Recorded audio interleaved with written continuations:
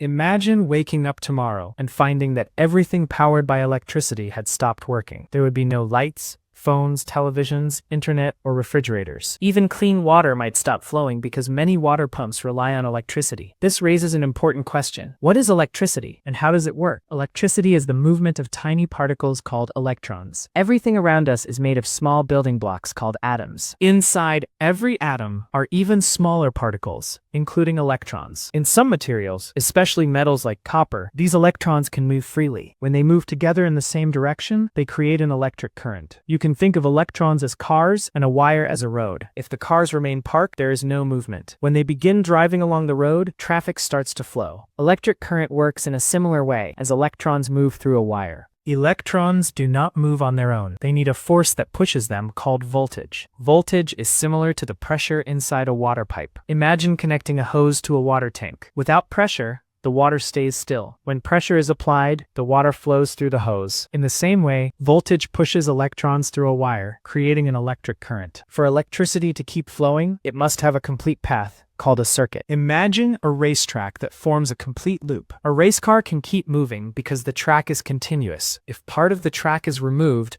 the car must stop because the path is broken. Electricity behaves in the same way. If a circuit is broken, electrons can no longer move. This is what happens when you turn off a light switch. The switch opens the circuit, stopping the flow of electrons. When you turn the switch on again, it closes the circuit, allowing electricity to flow once more. So where does electricity come from? The answer depends on its source. In a battery, chemical reactions create the voltage that pushes electrons through a circuit. In a power station, electricity is usually produced by a machine called a generator. Inside the generator, magnets move around coils of wire. This motion creates voltage, which drives electrons through power lines to homes and businesses. Whether the energy comes from flowing water, wind, steam, or sunlight, the process has the same purpose: to create the voltage that moves electrons through a circuit, producing the electricity we use every day. Once electricity reaches your home, it is ready to power different devices. Electricity itself does not produce light, sound, or movement. Instead, it carries energy that devices can use. Think of electricity like a delivery truck. The truck does not use the goods it carries. Its job is simply to deliver them. In the same way, electricity delivers energy to different appliances. A light bulb converts that energy into light. A fan converts it into motion. A speaker converts it into sound. A heater converts it into heat.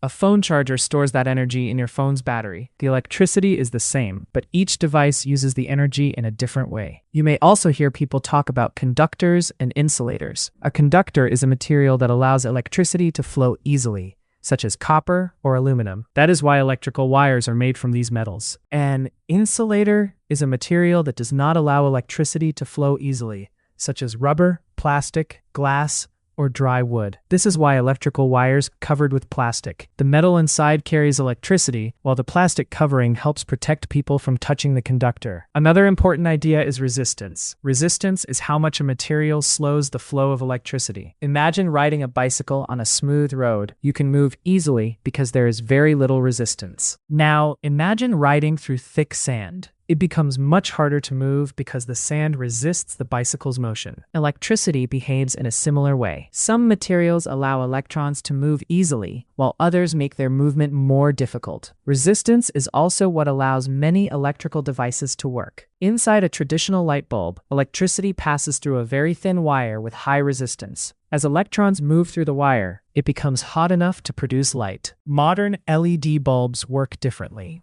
They produce more light while converting less electrical energy into heat, making them more efficient. Electricity comes in two main forms. The first is direct current, or DC. In DC, electrons move in one direction. Batteries produce direct current, which is why devices such as phones, flashlights, remote controls, and many portable electronics can run on batteries. The second type is alternating current, or AC. In AC, electrons move back and forth many times each second, instead of moving in only one direction. This is the type of electricity supplied to homes because it can be transmitted over long distances through power lines more efficiently. Although AC and DC move differently, both transfer electrical energy that devices use to perform different tasks. Electricity follows a few basic rules. It needs a source to provide voltage, a complete circuit to keep flowing, conductors to carry the current, and resistance that affects how easily the current moves. As electricity flows through a device, the device converts that electrical energy into light,